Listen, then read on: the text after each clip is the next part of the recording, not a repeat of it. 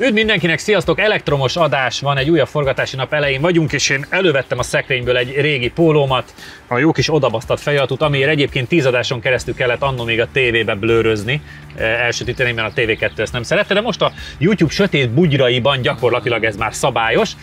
Nem feltétlenül igaz az odabasztad a mai műsorunkra, ezért az nem a legnézettebb lesz, legyünk őszinték. Elektromos, sose tudhatod. Mondjuk egyébként sose tudhatom, elektromos autókat, járműveket hoztunk, egy Dacia Springgel fogunk kezdeni, aztán pedig lesznek majd más termékek is.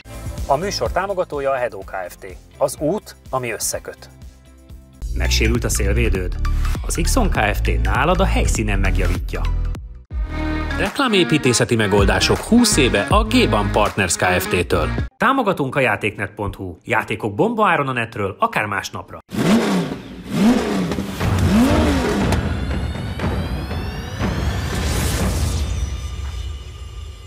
De először beszélgessünk a Dacia Springről. János, én azt tudom erről az autóról, hogy amikor nálunk volt tesztautóként, akkor te jártál vele, és hogy ebben az autóból papíron adtak el nagyon sokat, amikor még ilyen gyártás alatt sem volt. Nekem igen. Ez nagyon megragadta a fejemben. Alapvetően igen. Hát ugye akkor a legolcsóbb elektromos autó volt, ugye állami támogatással együtt ilyen 4,5 körül elérhető volt. Ugye egy ilyen nagyon pici autó, olyan szempontból teljesen kuriózum, hogy ennyire gyenge elektromos autó szerintem nagyon nincs a kínálatban, ugye ez 44 lóerős, ugye bár úgy hívják, hogy Electric 45, de valójában 44 lovas. Mint a Simpson régen. Tudod, 51, de amúgy 49 volt. igen. És ugye hát 125-tel megy, nekem ez a vicces, tehát nem autópályán ugye nem tudsz menni. Nem az volt, hogy 70-nél van a vége, vagy valami nekem ez megragadt? 125-tel megy. Azt hiszem, hogy 19 valamennyi alatt gyorsul 100-ra, tehát hogy egy ilyen... Figyelj, az a mai világban, hogy gyorsul 100-ra, az már egy Viszont hír. ugye voltak ezek az ijesztő adatok, és utána beleültünk, és városban tök jó. Tehát, hogy tökre el lehet vele járkálni. Az, hogy kicsi, keskeny, nagyon jól el lehet tényleg a szűk utcákra, szerintem egy jó választás. Az más kérdés, hogy azóta ugye megváltozott az ára, és ugye 7 millió 6 az komfort, ugye az alap, és van egy komfort plusz csomag, az pedig 8,1. Szóval az azért... Akkor az gyakorlatilag a korábbi áránál most közel a kétszerese. Hát ugye nincs állami támogatás most éppen rajta, tehát hogy azért az így már húzós szerintem. Csabi, az, hogy a Dacia kimert jönni egy teljesen elektromos autóval, az nyilván egy presszió, mert hát ugye tartani kell a normákat, de szerinted jó választás volt? Jó irányvonal volt?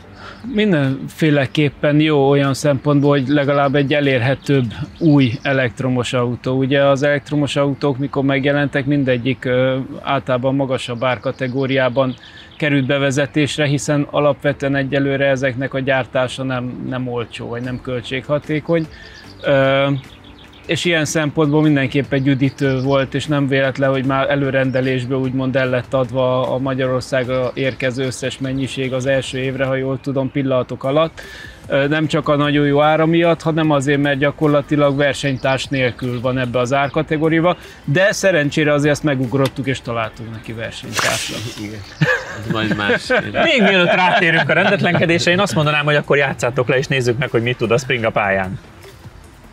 János?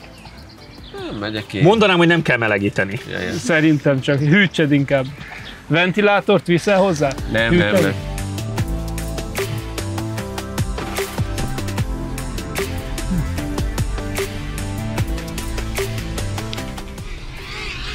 Szóval szerintem jó opció olyan szempontból, hogy manapság az autóárak hogy szállnak-e, persze ez is most már sajnos nagyon drágának de számít. egyébként annyiért, tehát a 4 félér azért az annyira ajándék volt. Igen. Volt. Valószínűleg nem véletlenül adták el papírból az összeset. Igen, így van. Mert annyira rossz nem tud lenni, hogy ne kelljen. Tehát, és meg azért csak egy új autó meg. Hát így van. Ugye 4,5 év milyen új autót kapsz, kezdjük ott, ami nem csak az, hogy elektromos. Semmit, most már szerintem.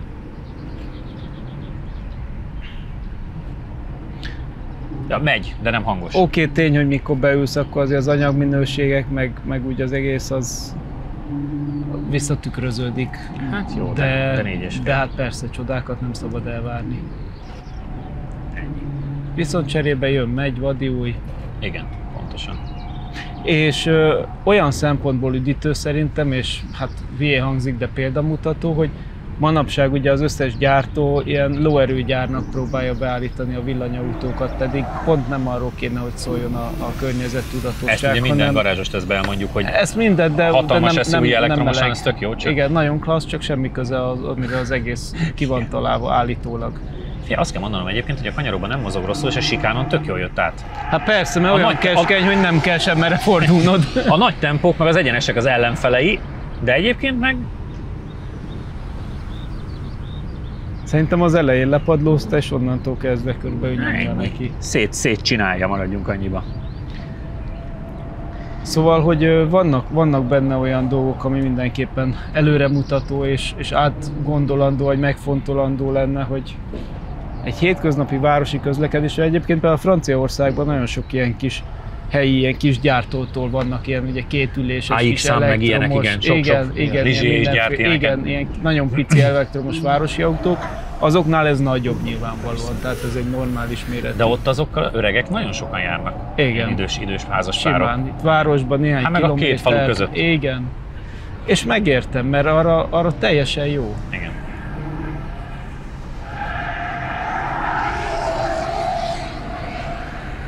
Jobb, mint a biciklivel. Hát sokkal. Van rajta tető. Igen. Szóval csomó olyan előnye van, ami vitathatatlan. Nem a leggyorsabb, és akkor mi van? Ennyi. Időmérés, első kör, 1 perc, 03,226. Összidő, 1 perc, 58,812. Hát figyelj, 126-os Fiat, 2106-os Zsiguli, Tavria, Cuore. A elektromos gokártnál fél perccel jobb. Hoppá! A Super Szokó, Jani Super Szokójánál is még 17-tel. Ha már elektromosokat nézünk. A pedelek kerékpárnál is 35-tel. Jó, hát. A legközelebb egyébként egy Peugeot Ionhoz van, attól 3 másodpercre van lemaradva, ha már elektromosok között beszélgetünk.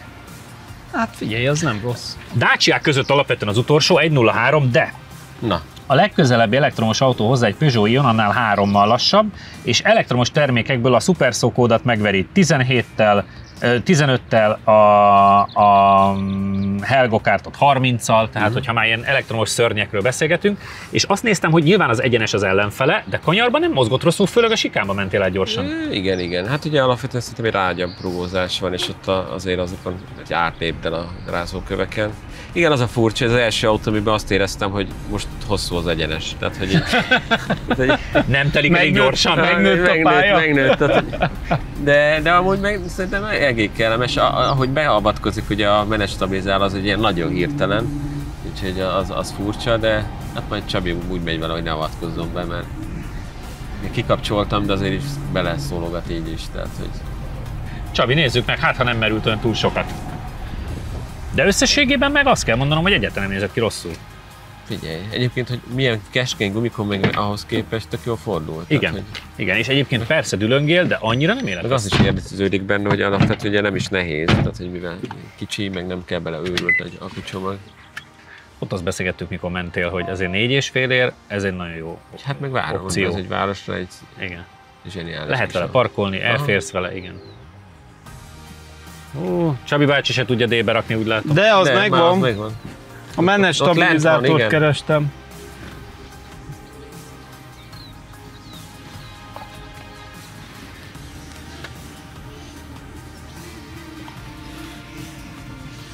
És egyébként mennyivel szexibben néz ki így, mint a tesztautóban az ezüstbe. Igen, ez a fehér egyébként abszolút jól áll neki. Így van. Meg hát látszik a felszereltség, hogy azért könnyű filmfelni van rajta, meg diffúzorálcázás, meg minden. Amikor mi teszteltük, ugye az egy ilyen... Az egy pregyártású autó volt, nem? Igen. Az olyan felszereltség nem létezik. Külföldül, hogy csak így mutassam, milyen jól beszélem a nemzetközi. Hát ugye az egy ilyen, mi az, tudod, carsharing autókhoz hasonló felszereltség, ugye, hogy masszív... A kifele nyíló ajtó. Masszív műbőrhúzat meg. Masszív műbőrhúzhat. Hát igen, hogy ne kapjon el. Egyébként az nagyon vicces, hogy annyira csöndes, hogy amikor közel jön a drón, azt jobban hallod, mint a kocsit. Tehát, hogy az... Akkor Zsolti repülése idegesítő. Igen, de én hallottam, hogy hol jár.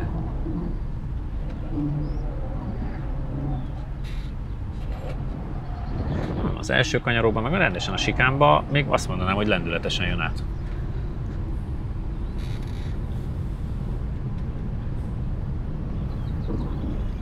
Hát ott nem gyorsul fel előtte az a furcsa. Igen, de cserébe azzal a tempóval átjöttök. Így kifordulsz, és utána nagyon sokára jön, ahol fékezni kell. Mentünk egyébként 45 lóerős bármilyen benzinos autóval?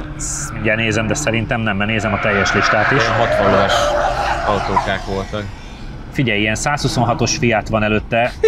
De fér be! Fél másodperccel. Tavriák, tehát pont egyébként Trabant 601, ilyeneknek a környékén van, van amelyiknél pár másodperccel jobb, és gyakorlatilag a 126-os Fiat van pont előtte 0,5-tel. Tehát az lóerőben, az ez a világ. Hát azok az jó vagy gyengébbek. Gyengébbek, de igen, de hogy ez... A Trabant is, ugye? Jó, de hát ha azt nézem, hogy egy Dodge Ram 5.7 Hemi is csak 4 másodperccel gyorsabb nála, akkor végül is ez nem olyan lassú, ugye? Szerintem Csabi jó kört fog menni. Sőt, a 25 milliós Marco Polo felszereltségű V300 is csak 3,5-lel gyorsabb. Komolyan veszi, úgy nézem. Persze, és számítani fog az, hogy ugye puhább a keze.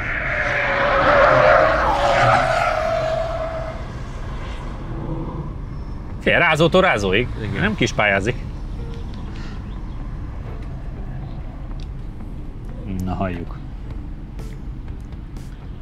Első kör 1 perc 02,155. Összidő 1 okos legyél. perc 56,757.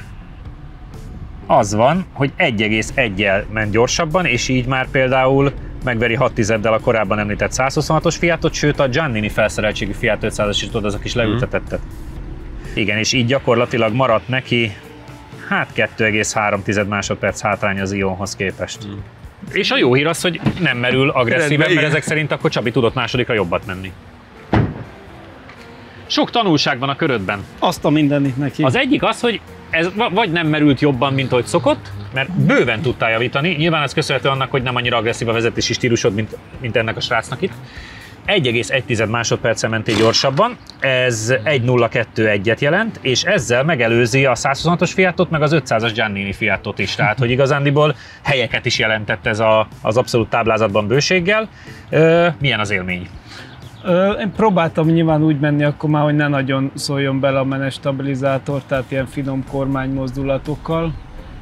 Egyébként egész jó fordult, tehát azzal semmi baj, fékkel nem kell nagyon foglalkozni. Azt néztük, hogy annyira kicentézted a pályát, hogy mindkét körbe itt azért a rázó széle is megvolt már. Hát muszáj minél hamarabb nyitni a kormányt, hogy gyorsuljon. Minden centit kihasználni, ugyanakkor egyenesben meg szigorúan a legrövidebb úton menni, és ez a titok nyitja. A sikán neked is kívülről nézve nagyon gyors volt. Jó élmény a sikánon átrepkedni ilyen tempóval? Mert azt néztük, hogy azt mondja, hogy nem gyorsul fel odáig, nagyon mondom, nem, de a cserébe annyival át is megy a sikánon. Majdhogy nem. Igen, főleg a második körben éreztem, hogy ott a sikán fele még inkább megtoppant, tehát valószínűleg addigra már egy kicsit visszább vett a teljesítmény, mert ott először úgy gondolkozott, mikor ráfordultam az egyenesre, de aztán azért belenyaltunk a 75-76-ba.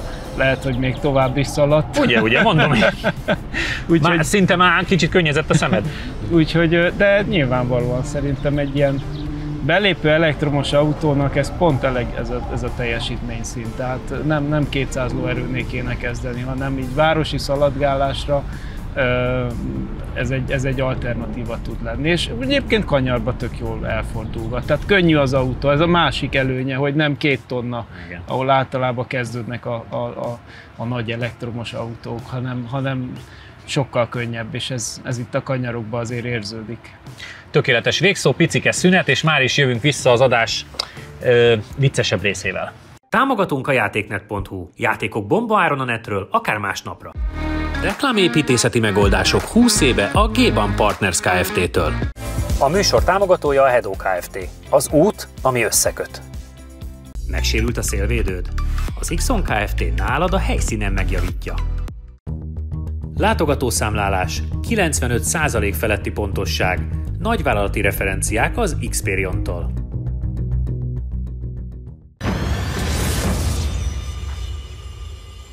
És akkor visszatértünk, és hát következnek a mellettünk látható kis gépek, amik ugye takarítógépek, én annyit tudok róluk, de Csabi, te egy picivel több információval rendelkezel, hála jó Istennek. Ugye 2 különböző játékszer van, majd tudtok egyszerre menni, aztán, hogy ez az heti adásban lesz, vagy mondjuk 2-3 adással később, azt nem tudom, hogy mikorra értek vissza, de majd meglátjuk.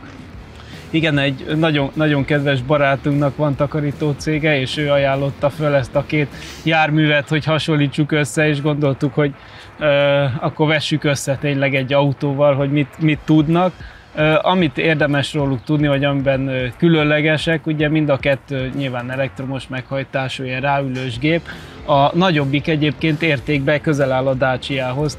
Ezt ránézésre is gondoltam, hogy ez nem 2 forint. Az igen. körülbelül pariba van vele, és tudásban pedig egyébként az egy 620 kg tömegű gép, tehát súlyba se állnak olyan nagyon messze egymástól. 600 watt az a teljesítmény, ami a haladásra szolgál, 7 km/h a sebesség, amivel sebesség tud menni. Viszont ami ennél fontosabb, hogy adott esetben 5000 négyzetméter tud feltakarítani 1 óra alatt. Tehát, hogy azért hatékonynak hatékony, mert van 3 ilyen kefé, ami ki lehet nyitni szélesre, és akkor ilyen nagy csarnokokban ilyenekbe használják, és tényleg ilyen szempontból azért egy hatékony gép. A másik meg azért érdekes, hogy az méretileg akkora, amit így tolni szoktak. Az a kézi cucc. Igen, csak ez a legkisebb, amire rá lehet ülni. Tehát, hogy akkora, mint amit tolni szoktak. Tehát teljesítményben nem különbözik a tolóstól, csak tudsz rajta ülni. Igen, hogy nem kell sétálnod és tolni, hanem ráülhetsz és visz téged, és ez a különlegesség. Mondjuk, ahogy ide álltál velük, azért az, hát főleg a kicsin eléggé viccesen nézték. Hát az a legkisebb, ami van ilyenből. úgyhogy ez a különlegességük, úgyhogy kíváncsi vagyok, hogy melyik hogyan teljesít. Azért én elmesélem, hogy jött az alapötlet. Kíváncsi vagyok erre is, meg arra is, hogy azért úgy akartam átfordulni hozzád, hogy szoktunk itt marha dolgokkal menni, és a nézők azt nagyon szeretik. Takarító, izétől, porszívós ifától kezdve minden nyavajával, tehát biztos ezt is fogják, de hogy jött az ötlet, hogy ez itt legyen? A legutóbbi forgatáson volt egy ilyen i4 páros, hogy i4 40-es, meg az M50, és akkor ő is Csabi, barátunknak panaszkodtunk, hogy hát ilyen dolog már, hogy az M50-ben ugye csak akkor ad padlógázt a kocsi, amikor egyenesbe áll a kormány, és mondta, hogy a takarítógépem is ilyen, akkor mehettek azzal is. Úgyhogy gyakorlatilag azt mondta, hogy most nem tudom a kicsiről vagy nagyról, de ha befordít a kormányt, azt le lehet róla esni, mert úgy megfojtja. Elveszi a parazsat. Igen, hogy a 7 km/h hogy megfojtja, azért az, hogy azt mondta, hogy simán le lehet róla esni. Nem tudom hány óra vagy nap egy kör vele, de... Pont ezen gondolkoztam, hogy én azért ezzel a 6 meg 7 km/h-val felszoroztam az 1 kilométeres pályát, az nem fér bele a műsoridőnkbe. Úgyhogy én azt javaslom, hogy játszátok le, hogy ki mehet a nagyjal, és tartsunk egy gyorsulási versenyt. Jó. Egy ilyen rövidebb távon. Hogy nézzük meg, hogy ez egyet, meg hát hadd röhögjünk, hogy néztek ki. De ez is jó lesz a gyorsulás, tehát az első hát a gyorsulás... 10 méteren felgyorsul majd. És utána... Igen, hát onnantól megkártyázunk menet közben, mert azt gondoltam, hoztam én kesztyűt, hogy azért megpróbállak benneteket kézi erővel leverni. Na, tehát beszállok felveszed a versenyt. Ezzel a 6 héttel ezzel megnézzük Bickóból, hogy hol tartok. Aztán nehogy kisodródj, mint egy gokarttal is régen. Ugye? Na játszatok, hogy ki megy a nagyobbikkal. Hát te. Jó. Na, akkor helyezkedjetek el a szekérem. Egyébként a lányomnak az egyik kedvenc adása a laptimingból, amikor a biciklivel, meg a szuperszokóval, ugye? meg te is azzal igen, a kis Blumil-cuccal. mentél, úgyhogy sose tudni. Fölveszem a versenykesztyűt, figyeld? Leverem őket, mint a poharat. Itt a kulccsal indul. Új. És azért ilyen Forma 1-es kormány, gombokkal, meg minden. Néztem, hogy szimulátor kormánya van. Az mi? Duda. Ja, azt hittem, hogy valamit panaszkodik. Hogy Nem, Duda. Ezzel lett takarít? Ez Amikor Tesco-ban mész, vigyázzatok, jövök. És honnan szeretnél rajtolni? Elmegyünk a rajtcélhoz, megfordulunk. Úgyhogy induljatok el. Hallod, egy új szakmát találtunk Csabinak. De jól áll, ezt szépen néztem. Szép. Atya, úristen. De várj, megáll egyből. Én lehet, hogy a porszívócsőre rákapaszkodok. De figyelj, ez mire odaérünk, lemerül. Toljalak, Jani? Nem írja, hogy mennyivel megyek. Főleg nekik!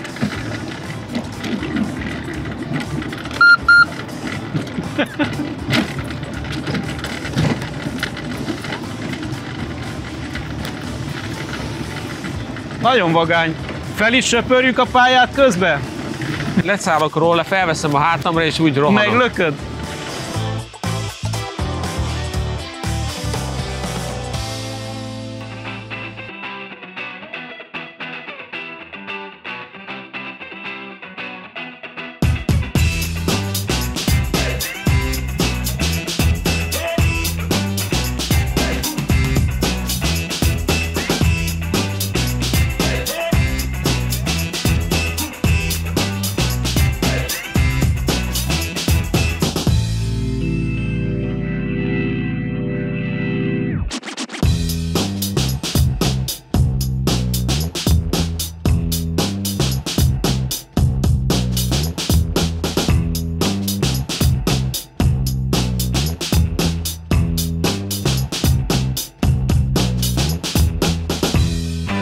Mondhatjuk, hogy kifújtam az orrukat.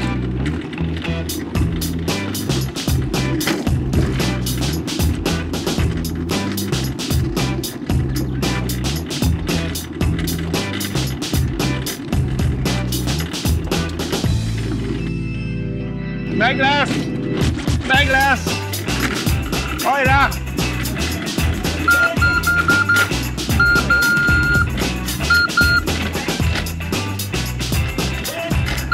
Azért a vágóképeken még látszik, hogy a Csabi ebbe a pillanatban ért be a célba, János meg még valahol takarít útközben, úgyhogy neki szerintem nem lesz ma fizetése. De nincs mit értékelnünk ezen a versenyen, mert eléggé kialakultak az erőviszonyok, azt gondolom. Csabi itt a háttérben föltakarítja még a springet is, úgyhogy ezek voltunk mára, kövessetek bennünket Instán, Facebookon, YouTube-on. Ígérem, jövő héten olyan autók lesznek, amiket érdemes lesz majd meghajtani. Hello! Jövő héten találkozunk, sziasztok! Támogatónk a Data Expert. Adatokat csak tiszta forrásból. Professzionális küzdősport és fitness felszerelések a BP Fight-tól. Sütőipari gépek forgalmazása és szervizelése a ProGape Goldex Kft-től. Ülj be te is versenyzőink mellé, és éld át a száguldás különleges élményét a Hungaroringen. Jelentkezz a Phoenix Motorsport elérhetőségein. Ha még nem tetted meg, most azonnal iratkozz fel a csatornánkra. Nyomd meg hozzá a kis csengőt, és így nem maradsz le a Lap Timing adásokról sem.